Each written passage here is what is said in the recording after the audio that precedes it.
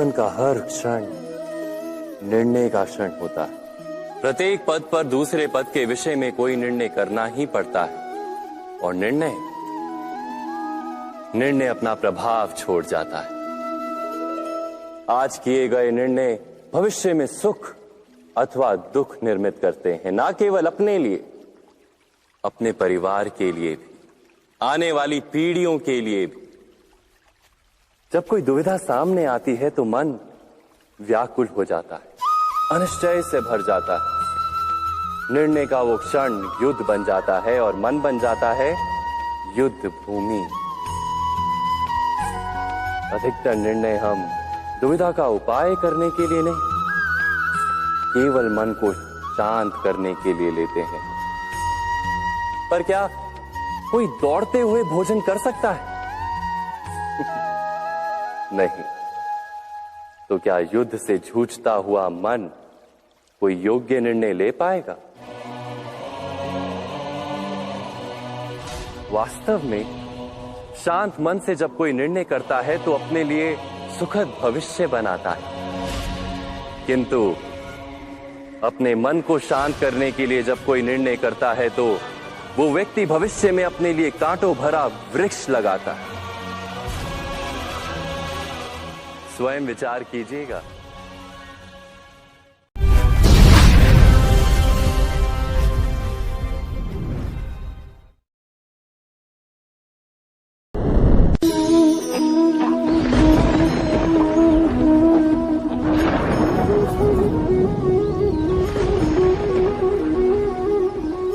सपनों और पूर्वाभासों के आधार पर हम भविष्य के सुख दुख की कल्पना करते हैं।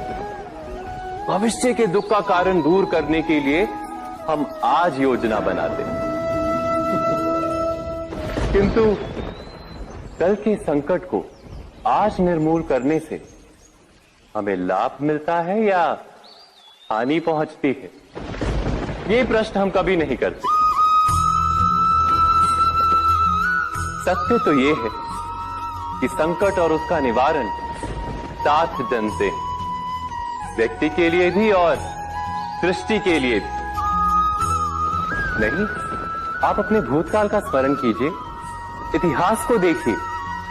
आप तुरंत ही ये जान पाएंगे कि जब जब संकट आता है तब तब उसका निवारण करने वाली शक्ति भी जन्म लेती है। यही तो जगत का चलन है।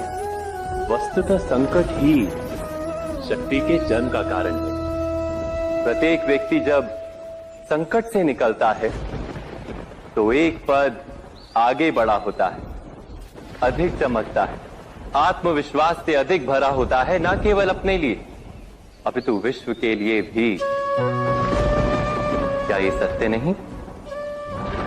वास्तव में संकट का जन्म है एक अवसर का जन्म, अपने आप को बदलने का अवसर, अपने विचारों को ऊंचाई पर करने का अवसर, अपनी आत्मा को बलवान और ज्ञान मंडित बनाने का अवसर। जो ये कर पाता है उसे कोई संकट नहीं होता, किंतु जो ये नहीं कर पाता वो तो स्वयं एक संकट है विश्व के लिए। विचार कीजिए।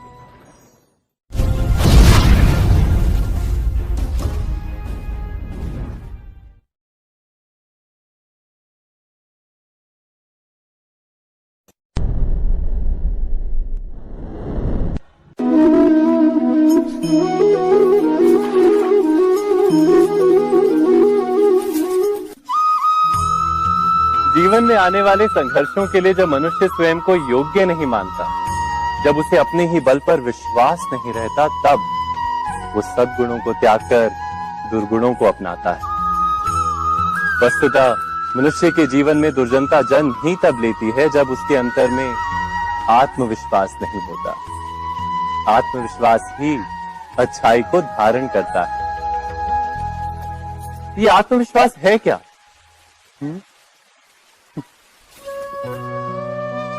जब मनुष्य ये मानता है कि जीवन का संघर्ष उसे दुर्बल बनाता है, तो उसे अपने ऊपर विश्वास नहीं रहता। वो संघर्ष के पार जाने के बदले संघर्ष से छूटने के उपाय ढूंढने लगता है। किंतु जब वो ये समझता है कि ये संघर्ष उसे अधिक शक्तिशाली बनाते, ठीक जैसे व्यायाम करने से देह की शक्ति बढ़ती, तो प्रत्येक संघर्ष के साथ उसका उत्साह बढ़ता है। अर्थात आत्मविश्वास और कुछ भी नहीं, मन की स्थिति, जीवन को देखने का दृष्टिकोण मात्र है। और जीवन का दृष्टिकोण तो मनुष्य के अपने वश में होता है। स्वयं विचार कीजिए।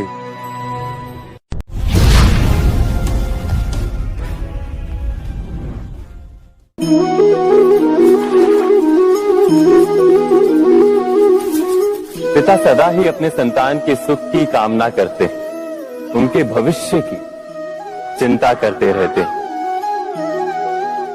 इसी कारणवश सदा ही अपने संतानों के भविष्य का मार्ग स्वयं निश्चित करने का प्रयत्न करते रहते। जिस मार्ग पर पिता स्वयं चला है, जिस मार्ग के कंकर पत्थर को स्वयं देखा है, मार्ग की छाया, मार्ग की धूप को स्वयं जाना है, उसी मार्ग पर उसका पुत्र भी चले, यही इच्छा रहती है हर पिता की। निसंदेह उत्तम भावना है ये, किंतु 3 प्रश्नों के ऊपर विचार करना हम भूल ही जाते हैं। कौन से प्रश्न? प्रथम प्रश्न, क्या समय के साथ प्रत्येक मार्ग बदल नहीं जाते? क्या समय सदा ही नई चुनौतियों को लेकर नहीं आता? तो फिर बीते हुए समय के अनुभव नई पीढ़ी को किस प्रकार लाभ दे सकते हैं? दूसरा प्रश्न, क्या प्रत्येक संतान अपने माता पिता की छवि होता है? हाँ, संतानों को संस्कार तो अवश्य माता पिता देते हैं, किंतु भीतर की क्षमता तो ईश्वर देते हैं। तो जिस मार्ग पर पिता को सफलता मिली है, विश्वास है कि उसी मार्ग पर उसकी संतानों को भी सफलता और सुख प्राप्त होगा। तीसरा प्रश्न, क्या जीवन के संघर्ष और चुनौतियां लाभकारी नहीं होती? क्या प्रत्येक नया प्रश्न एक नए उत्तर का द्वार नहीं खोलता? तो फिर संतानों को नए नए प्रश्नों, संघर्षों और चुनौतियों से दूर रखना, ये उनके लिए लाभ करना कहलाएगा या हानि पहुंचाना? अर्थात जिस प्रकार संतान के भविष्य का निर्माण करने के बदले उसके चरित्र का निर्माण करना श्रेष्ठ है, वैसे संतानों के जीवन का मार्ग निश्चित करने के बदले उन्हें नए संघर्षों के साथ जूझने के लिए मनोबल व ज्ञान देना अधिक लाभदायक नहीं होगा? स्वयं विचार कीजिए।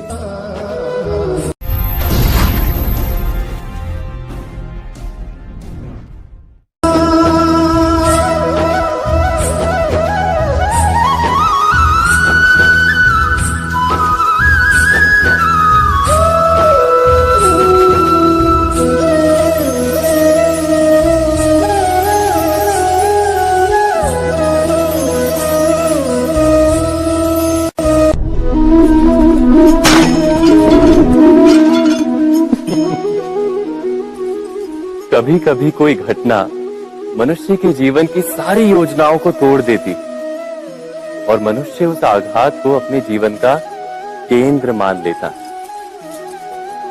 पर क्या भविष्य मनुष्य की योजनाओं के आधार पर निर्मित होते हैं? नहीं। जिस प्रकार किसी ऊंचे पर्वत पर सर्वप्रथम चढ़ने वाला उस पर्वत की तलाई में बैठकर जो योजना बनाता है, क्या वही योजना उसे उस पर्वत की चोटी तक पहुंचाती है? नहीं, वास्तव में वो जैसे जैसे ऊपर चढ़ता है वैसे वैसे उसे नई नई चुनौतियां, नई नई विडंबनाएं, नए नए अवरोध मिलते हैं। प्रत्येक पद पर वो अपने अगले पद का निर्णय करता है। प्रत्येक पद पर उसे अपनी योजनाओं को बदलना पड़ता है। कहीं पुरानी योजना उसे खाई में ना ढकेल दे। वो पर्वत को अपने योग्य नहीं बना पाता, केवल स्वयं को पर्वत के योग्य बना सकता है। क्या जीवन के साथ भी ऐसा ही नहीं? जब मनुष्य जीवन में किसी एक चुनौती को, एक अवरोध को अपने जीवन का केंद्र मान लेता है, अपने जीवन की गति को ही रोक देता है तो वो अपने जीवन में सफल नहीं बन पाता और ना ही सुख और शांति प्राप्त कर पाता। अर्थात जीवन को अपने योग्य बनाने के बदले स्वयं अपने को जीवन के योग्य बनाना ही सफलता और सुख का एकमात्र मार्ग नहीं। स्वयं विचार कीजिए।